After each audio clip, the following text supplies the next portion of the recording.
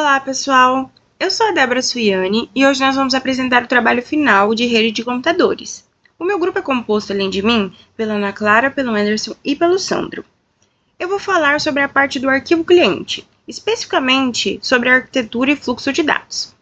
Bom, nessa implementação, o cliente vai atuar como a parte ativa da conexão. A gente utilizou a biblioteca Socket do Python para criar um ponto de extremidade, um endpoint de comunicação. O uso do parâmetro socket_afnet, ele indica que a gente está trabalhando com endereçamento IPv4 e o sockstream define que a gente vai utilizar o protocolo TCP. Bom, a escolha do protocolo TCP ele é fundamental porque é um protocolo orientado à conexão. Então garante que os pacotes eles cheguem na ordem correta e sem perdas. E o que é vital para a transferência de arquivos? Então, o TCP ele vai garantir 3 requisitos críticos para a transferência de arquivos.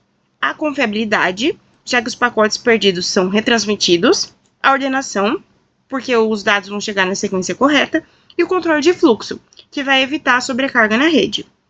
E se fosse o UDP, por exemplo, a gente teria velocidade, mas isso não garantiria a integridade do arquivo. Além disso, a gente tratou os argumentos com sys, argv, para que o script seja versátil. Se o usuário esquecer de passar o IP ou o arquivo, o código ele captura isso e exibe uma mensagem de instrução, evitando que o programa quebre abruptamente. Então, as vantagens do tratamento de argumentos com sys, argv, eles seriam que, além de prevenir os erros de execução, ele vai orientar o usuário corretamente e vai permitir também a automação por scripts. Eu sou a Ana Clara e vou explicar a parte de integridade e funcionamento do cliente e do servidor. Antes de iniciar o fluxo de bytes, precisamos garantir a integridade. O hash SHA-256 funciona como uma impressão digital de 256 bytes. Mesmo que um único byte do arquivo seja alterado durante a transmissão, o hash final será completamente diferente. Implementamos uma técnica de encapsulamento básico. Enviamos primeiro um cabeçalho contendo o hash e o nome do arquivo. Isso é importante para que o servidor saiba o que esperar.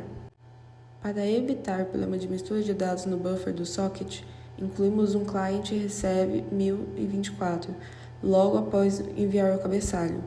Isso faz com que o cliente espere uma confirmação do servidor antes de começar a despejar os bytes do arquivo, criando um sincronismo necessário entre as duas partes. O servidor foi planejado para ser passivo, ficando em estado de escuta na porta 1, 2, 3, 4, 5. Quando o método accept é chamado, o servidor entra em modo bloqueante, até que uma solicitação de conexão TCP chegue. Um ponto importante do nosso código é o gerenciamento do buffer. Como arquivos podem ser maiores do que a memória RAM disponível, lemos os dados em pedaços ou chunks de 4.096 bytes. Isso otimiza o uso da memória e torna a transferência mais estável. Utilizamos o endereço 0.0.0.0 no bind, o que permite que o servidor aceite conexões de qualquer interface de rede da máquina, seja ela localhost ou um IP de rede local. Assim que todos os bytes são recebidos e o cliente encerra a transmissão, o servidor reconstrói o arquivo na memória e gera um novo hash SHA-256. A comparação hash recebido é igual a hash esperado é o nosso mecanismo de checksum. Se a verificação for positiva, utilizamos a biblioteca OS para salvar o arquivo de forma inteligente.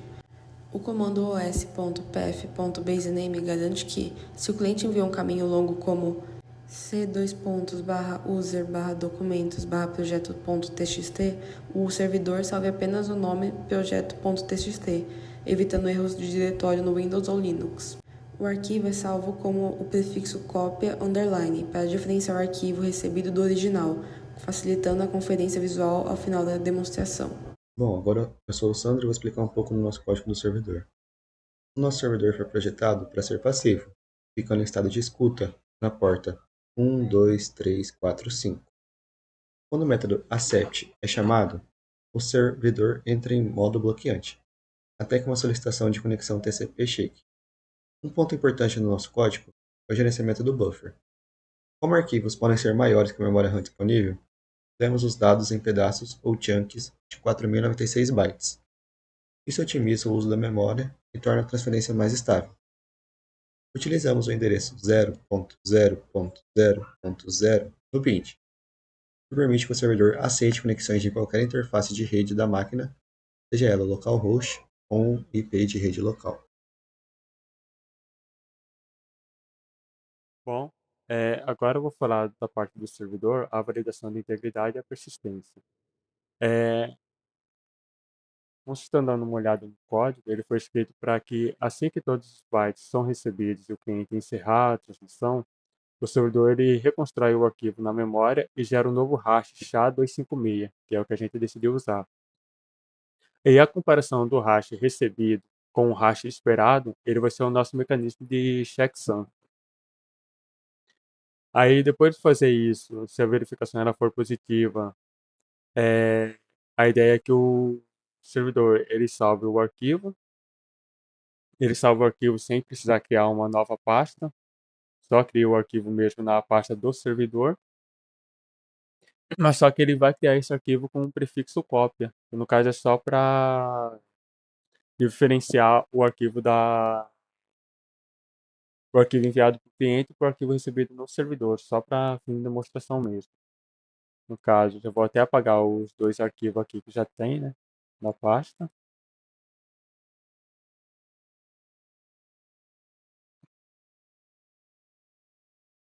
Ok, vamos iniciar o servidor. Ok, servidor iniciado, aguardando a conexão na porta 1, 2, 3, 4, 5, foi a porta que a gente escolheu. E aqui no outro terminal, vamos enviar o arquivo através do cliente. Aí no caso, o primeiro arquivo que a gente vai enviar é o arquivo txt. Ok, ele gerou o hash do arquivo já 256, né? Você pode ver o hash aqui no terminal do cliente, arquivo enviado com sucesso. E aqui no servidor, você vai ver a conexão ela foi estabelecida, né? O IP do cliente, a porta utilizada, que foi enviado, né? O hash esperado, no caso, o hash esperado do cliente. E o hash gerado pelo servidor. Pode ver, as duas são idênticas. Conferir o hash, são os mesmos? Sucesso, arquivo salvo, ele vai mostrar o caminho que foi salvo, né? No caso, o caminho aqui é bastante longo, porque de fato ele não é um servidor, né? É só no computador mesmo. Ou ele salva aqui na pasta do servidor do nosso projeto com o nome cópia e o nome do arquivo, que no caso é só arquivo mesmo. Fez isso, salvou, encerrou a conexão, o cliente encerrou a conexão, ele fecha a conexão com o cliente e aguarda um novo envio. Aí no caso a gente pode fazer esse novo envio, vamos mudar para o arquivo grupo.txt e aconteceu a mesma coisa. Hash SHA-256 gerado do arquivo enviado, né, para envio do arquivo enviado com sucesso. E no servidor a mesma coisa, conexão estabelecida, o IP do cliente, a porta que foi utilizada, o hash esperado do cliente e o hash gerado do servidor. Aí no caso, como você pode ver, nos dois terminais, os hashes eles são idênticos e no caso isso prova que o protocolo TCP ele garantiu a entrega dos pacotes e a nossa camada de aplicação confirmou que nenhum bit foi corrompido no processo. E, bom, acho que para demonstração é apenas isso.